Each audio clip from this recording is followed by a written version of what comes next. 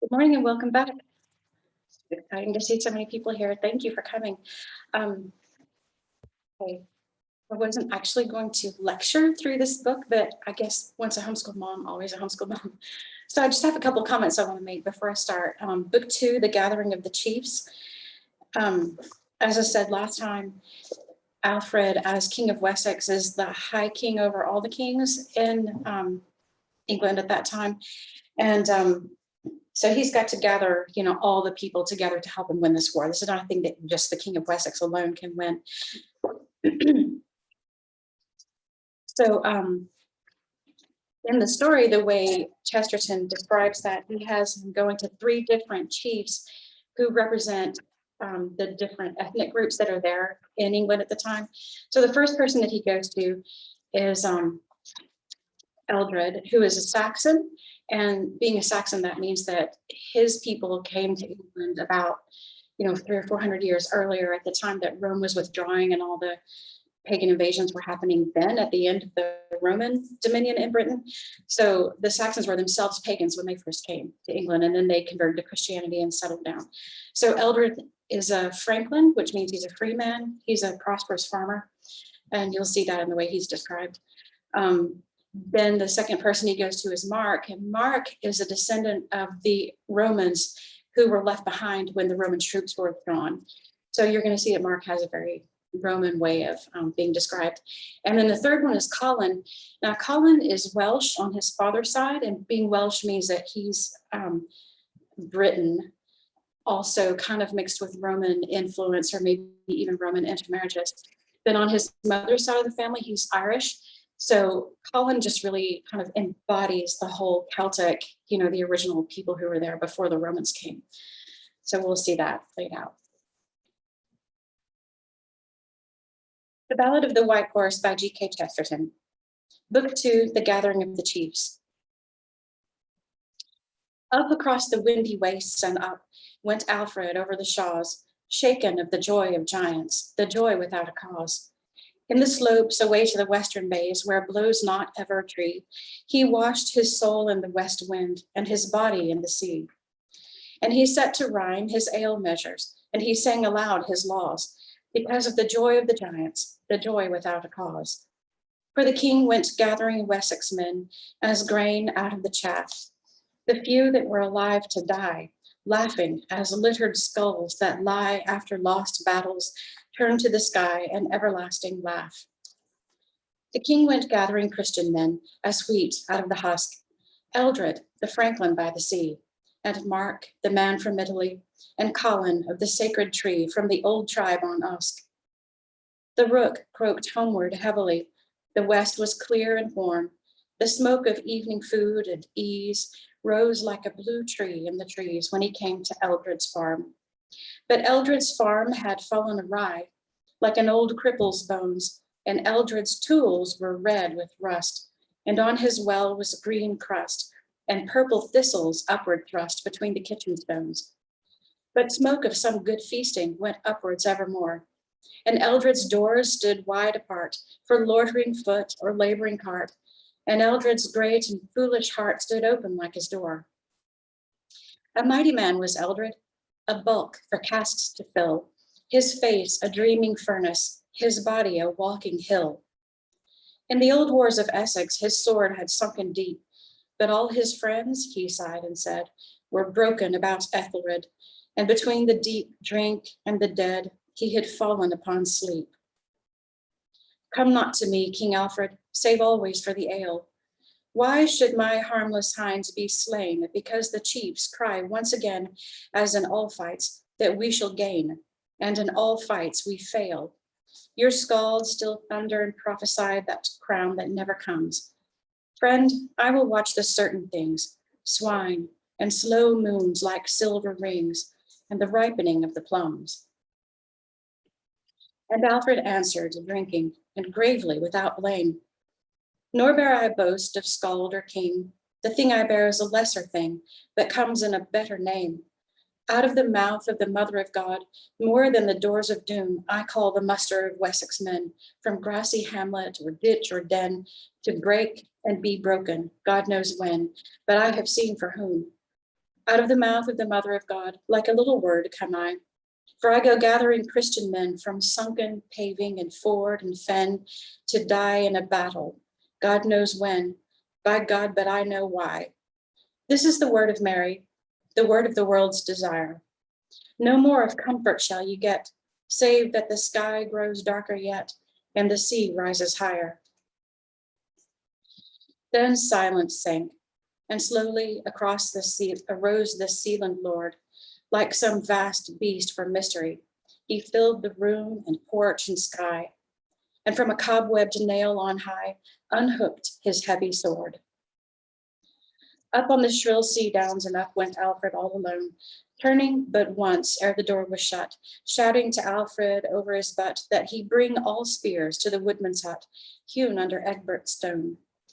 And he turned his back and broke the fern and fought the moths of dusk and went on his way for other friends, friends fallen of all the wide world's ends, from Rome that wrath and pardon sends, and the gray tribes on us. He saw gigantic tracks of death and many a shape of doom, good steadings to gray ashes gone, and a monk's house white like a skeleton in the green crypt of the coombe. And then many a Roman villa, earth and her ivies eat, saw colored pavements sink and fade in flowers, and the windy colonnade like a specter of a street. But the cold stars clustered among the cold pines, ere he was half on his pilgrimage over the western lines. And the white dawn widened ere he came to the last pine, where Mark, the man from Italy, still made the Christian sign. The long farm lay on a large hillside, flat like a painted plan, and by the side, the low white house where dwelt the Southland man. A bronzed man with a bird's bright eye and a strong bird's beak and brow. His skin was brown like buried gold, and of certain of his sires was told that they came in the shining ship of old with Caesar in the prow. His fruit trees stood like soldiers drilled in a straight line. His strange, stiff olives did not fail, and all the kings of the earth drank ale, but he drank wine. Wide over wasted British plains stood never an arch or dome, only the trees to toss and reel, the tribes to bicker, the beasts to squeal, and the eyes in his head were strong like steel, and his soul remembered Rome. Then Alfred of the Lonely Spear lifted his Mayan head and fronted with the Italian's eye, asking him of his whence and why.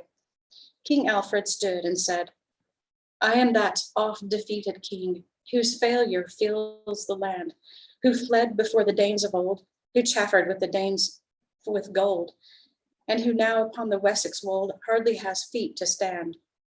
But out of the mouth of the Mother of God, I have seen the truth like fire, this, that the sky grows darker yet, and the sea rises higher.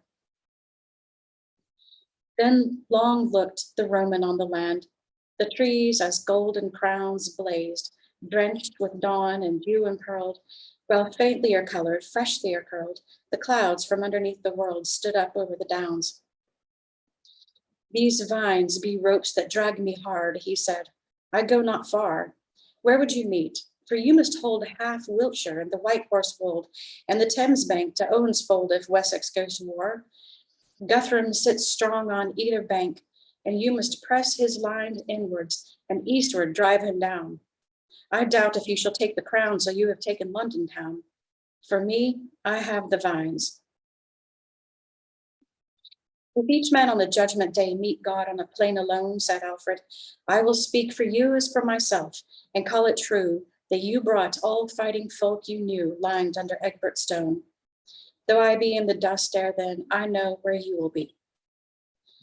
And shouldering suddenly his spear, he faded like some elfin fear, where the tall pines ran up, tier on tier, tree over toppling tree. He shouldered his spear at morning and laughed to lay it on, but he leaned on his spear as on a staff, with might and little mood to laugh, wherever he sighted chick or calf of Colin of Caerleon. For the man dwelt in a lost land of boulders and broken men, of a great gray cave far off to south, where the thick green forest stopped the mouth, giving darkness in his den. And the man was come like a shadow, from the shadow of druid trees, where Usk with mighty murmurings, past Curlian of the fallen kings, goes out to ghostly seas. Last of a race in ruin, he spoke the speech of the Gaels. His kin were in the holy Ireland or up in the crags of Wales. But his soul stood with his mother's folk that were of the rain-wrapped isle, where Patrick and Brandon westerly looked out at last on a landless sea and the sun's last smile. His harp was carved in cunning, as the Celtic craftsman makes, graven all over with twisted shapes like many headless snakes. His harp was carved in cunning, his sword prompt and sharp, and he was gay when he held the sword, sad when he held the harp. For the great Gaels of Ireland are the men that God made mad, for all their wars are merry, and all their songs are sad. He kept the Roman order, he made the Christian sign, but his eyes grew often blind and bright, and the sea that rose in the rocks at night rose to his head like wine. He made the sign of the cross of God, he knew the Roman prayer, but he had unreason in his heart because of the gods that were. Even they that walked on the high cliffs, high as the clouds were then, gods of unbearable beauty that broke the hearts of men. And whether in seat or saddle, whether with frown or smile, whether at feast or fight was he heard the noise of a nameless sea on an undiscovered isle. Lifting the great green ivy and the great spear lowering, one said, I am Alfred of Wessex, and I am a conquered king.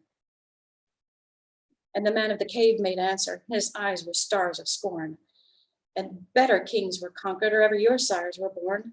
What goddess was your mother? What fay your breed begot, that you should not die with Uther and Arthur and Lancelot?